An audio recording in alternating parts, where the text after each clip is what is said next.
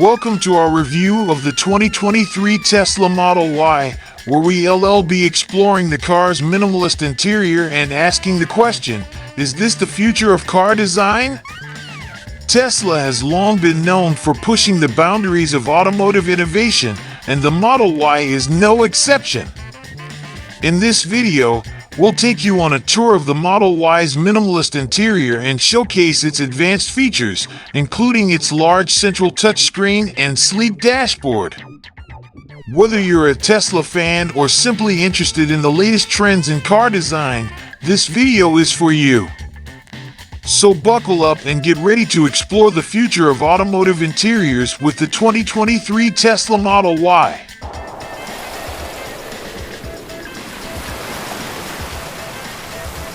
If you've ever seen the inside of a Tesla Model 3, you can imagine what the Model Y looks like. My wife and I own a Tesla Model 3 Performance and recently sold it in exchange for a Model Y. Comparing the two is probably the best way to see where and how Model Y differs. The first thing you'll notice is the higher hip entry point. Don't judge me, found it difficult to get in and out of the Model 3. The low entry and low roofline also made it difficult to get the baby in after a while.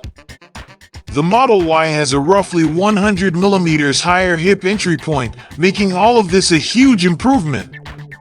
With bigger doors and a higher roofline, getting in and out is second to none.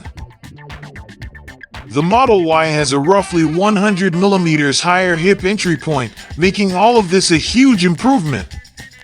With bigger doors and a higher roofline, getting in and out is second to none.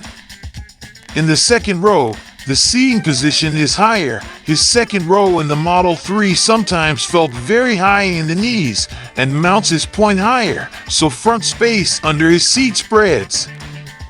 The second row has plenty of knee, shoulder, and headroom. The 40/20/40 split folding seat also has a built-in armrest with cup holders and an additional folding section for easy trunk access. Speaking of the trunk, the luggage space after the second row is 854 liters. The front luggage space is 117 liters and 2041 liters when the second row seats are folded down, including deep storage space under the luggage floor. The main issue with the Model Y is storage. Up front, there's plenty of storage in the doors, and below the main 15-inch infotainment screen he's two wireless phone chargers and storage in a lockable box below the wireless chargers. The glove box has a USB-A port for the vehicle's dash cam and Sentry recorder, and the center console's two USB-C ports add two more in the second row. The 15-inch infotainment screen is the heart of the interior, literally controlling every function of the vehicle. The rest is controlled via two buttons on the steering wheel and a scroll wheel, which can perform different functions depending on which area of the infotainment screen is used. More on this in the driving section, but thanks to the latest firmware update on the infotainment screen, all the buttons are very small. Tesla decided to increase the size of the driving visualization, the section of the screen that displays lane markings, other vehicles, stop and speed limit signs, and reduce the size of the map, speedometer, and menu buttons. While trying to focus on the road, this change made it harder to see the speedometer and more difficult to do basic things like changing the temperature. Heads-up displays and driver's displays must be integrated to address functional issues aimed at making everything work with infotainment displays. That said, the central display is excellent for mapping and is also a source of hours of entertainment with built-in music and video streaming services. It's often inaccurate and I don't quite understand the name or basic functionality. It's a shame there's no way to pass commands to your phone or use Apple CarPlay or Android Auto like most other manufacturers do. This includes audio and video streaming, traffic and satellite map overlays.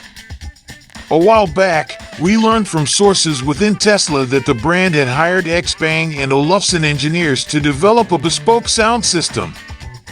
They developed an unbranded 13-speaker system that included a subwoofer and 2 of his amplifiers. The advantage of sourcing your own speakers and unbranding is that you don't have to pay expensive licensing fees and work within the strict specifications of the audio brand in question. In my opinion, this is the best sound system. In the past, we have tested several ultra-luxury brands with expensive high-end sound systems. In addition to audio streaming, the infotainment system can play FM and DAB digital radio. AM or digital stations outside DAB range can stream over the internet, so your music is always available. Each variant comes standard with a full-length glass roof, and a glass cover is available as an accessory from Tesla. Using the glove box's USB-A port, the car can record continuously from the front, side, and rear cameras while driving. Sentry mode, on the other hand, continuously monitors movement outside the vehicle and records the last 10 minutes of footage in the event that movement is triggered or an alarm sounds.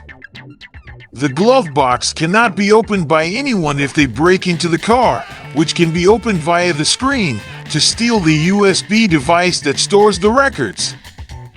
One issue I had with the door was the use of the electronic door opener. Many brands now use these to provide an easier locking/unlocking mechanism and prevent the door from being opened by oncoming vehicles. His 2 front doors have manual unlocking, but the rear doors do not. If you have any question for this vehicle, check this video.